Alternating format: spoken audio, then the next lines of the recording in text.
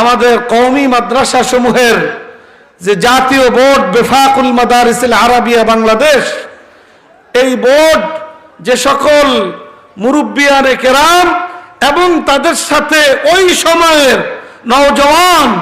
যারা অক্লান্ত পরিশ্রম করার মতো সামর্থ্যবান ছিলেন, ওই মুরব্বিয়ানে কেরামদের সাথে প্রতিষ্ঠা লগ্ন থেকে যে সকল ব্যক্তিবর্গ বেফাকুল মাদারিসিল আরাবিয়া তথা কওমি মাদ্রাসা শিক্ষা বোর্ড জাতীয় বোর্ড, এই বোর্ডকে আজকের অবস্থানে উপনীত হওয়ার ক্ষেত্রে যাদের অনন্য ভূমিকা, তাদের মধ্যে অন্যতম একজন হইল আজকের আমাদের এই মুরব্বী